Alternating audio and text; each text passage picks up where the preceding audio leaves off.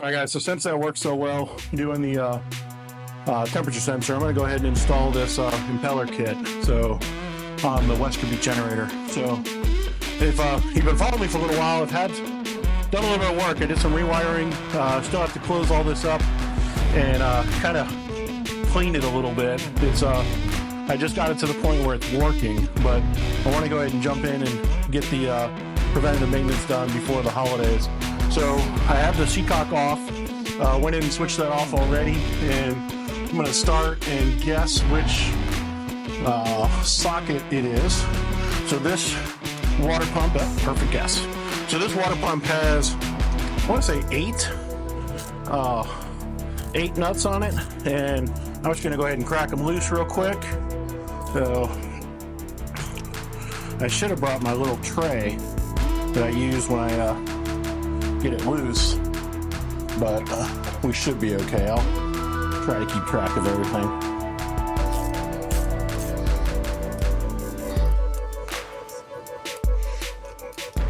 So if you've ever done a water pump impeller, it's fairly straightforward. The biggest thing is if you have access. So I'd say access is probably one of the largest concerns. But if you have a spot where you can actually access it without any issues, you can actually do this yourself, and you really don't need to have a mechanic come. Because I am definitely not what I would consider a mechanic, but I do enough around the boat to probably just enough to get in trouble.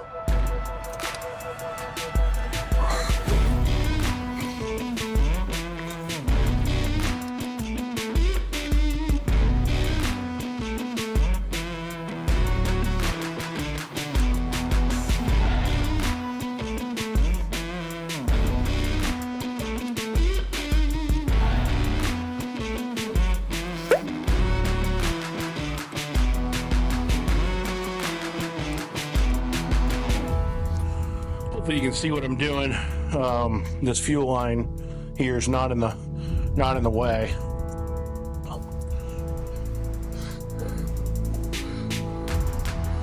right, I'm gonna set all these screws here. I'm willing to bet that I drop them by the end of the video.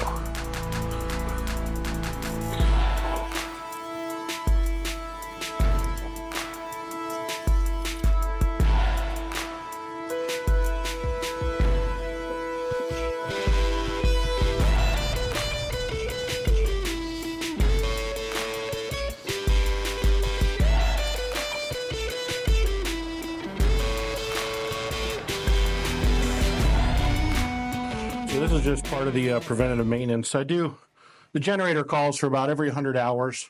I normally go 100, 120, depending on how much I use it. If I use it a lot in the season or in the time period, I normally will go a little bit longer versus if it sits. So if it sits, I don't mind going shortening up a little bit, because I don't want I don't like the generator sitting, especially with the impeller. So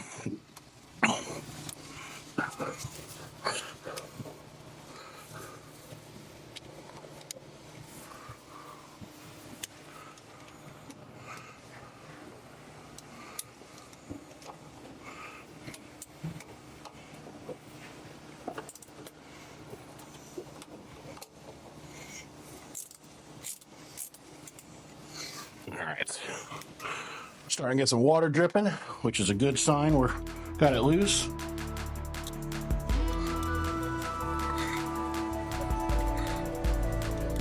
This is a Westerbeke 7.6 kilowatt. I think it's got right around 4,000 hours, and it needs to do an overhaul. I need to pull it, paint it, do some sanding and scraping on it. It's definitely had some use. I think it got some water damage on it, but it's been a trooper. It's ran for me every time. Haven't had any problems with it, so I've been pretty happy with it.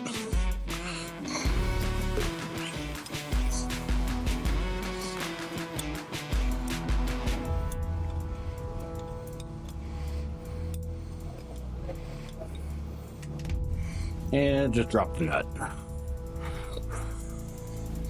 And I don't see it either.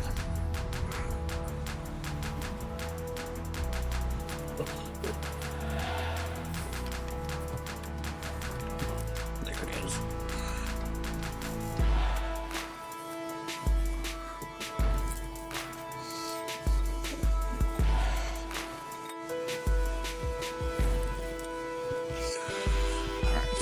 I didn't want to pull this, but I'm going to pull the dipstick for the oil.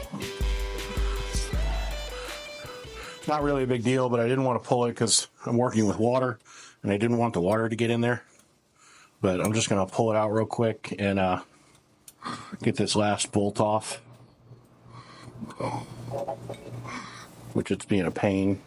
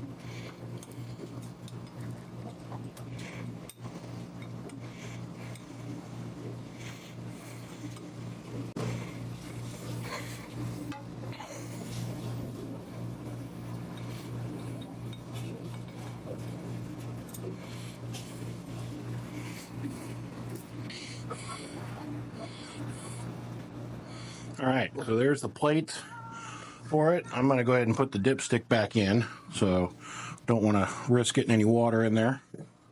So I do have the impeller exposed now. I'm going to go ahead and grab some pliers and hopefully just rip that thing out of there.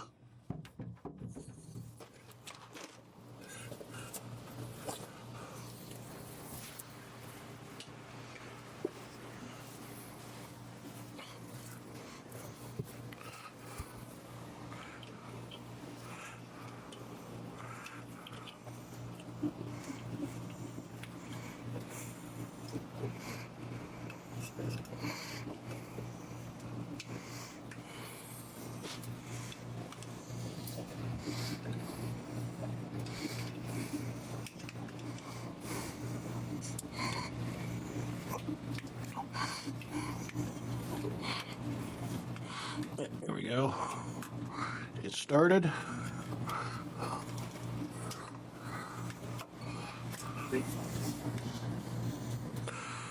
All right, it came peacefully. So,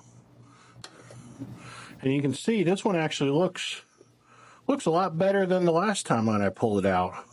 Last time it was destroyed. It's a little bit soft, so we're going to go ahead and replace it with a brand new one. So I have the impeller kit. So for the 7.62 or 7.6 kilowatt impeller kit, 48500. So just got this at the local marine store. So I don't know. I've always used the original Westerbeke parts. I'm curious for anybody else that has used. I think it's Sierra is the brand. They make a kit that also works for this model, and I'm curious if anyone has ever used that and what they think of it. So we got some impeller lube. And then for some reason we only get 2 screws. So they do give us 2 new ones out of the 1, 2, 3, 4, 5, 6 old ones that we had. So I guess that's something. So, and then they gave us a new O-ring, which let me make sure the O-ring is actually out of there.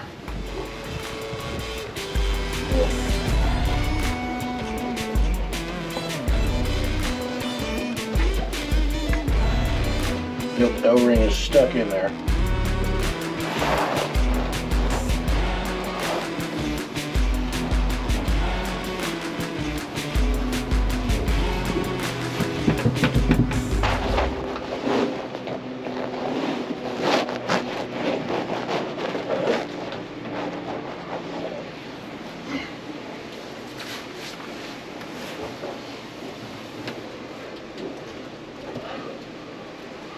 just going to use my little dental pick here, get behind the O-ring,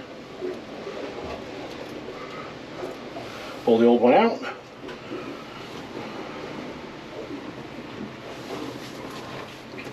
And then we have the new one. So the way I like to do it, I do lubricate the fins just to make it a little bit easier to go on.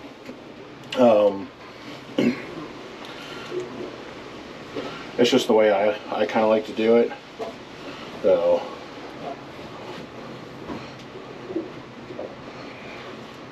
put a little bit on my finger and kind of hit each one of the fins. Alright, and then when I put it in, I kind of just spin it at the same time until we've got all the fins in now. Now it's just a matter of finding where that keyhole is. So you kind of just keep spinning.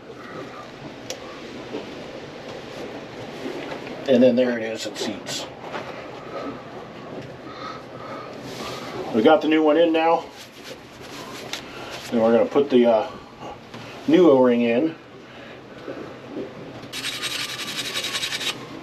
There, that's getting that line off there. Had a little bit of growth.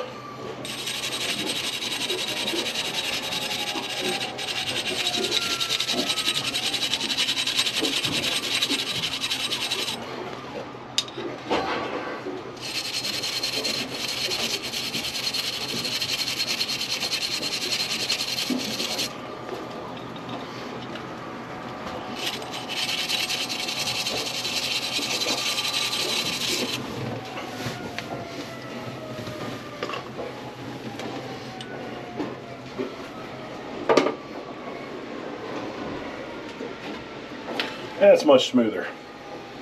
Alright, I'm going to put the O-ring back in.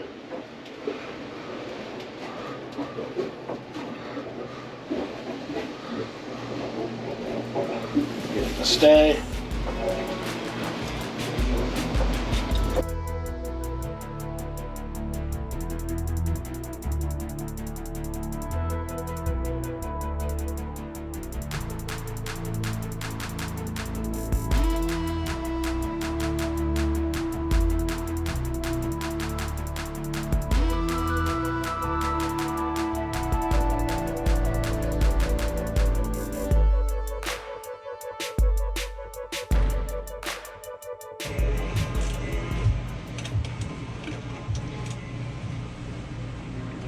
Alright, so that is the water pump. So got everything changed out. Fins didn't look too bad, so I don't have to go searching for everything.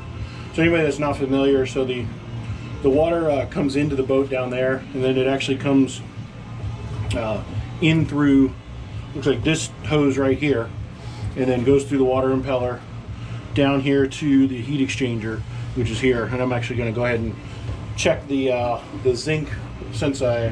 Since I'm in here, might as well do a kind of a complete service on that. So I'll go ahead and pull that zinc out. Let's see.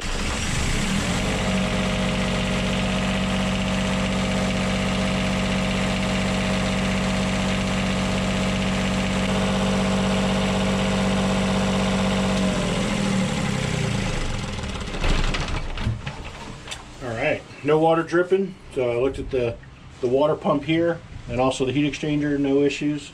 But make sure before you run the motor, you did turn off the seacock at the beginning of this process, so make sure you turn the seacock back on before you end up running the engine. And then check for any leaks. So no leaks on our end. We do need to get a new zinc, which I will do, run to the store and probably get some type of thread. I need to cut the threads a little bit. It looks like it's all gummed up in there. The last zinc kind of left a mess. So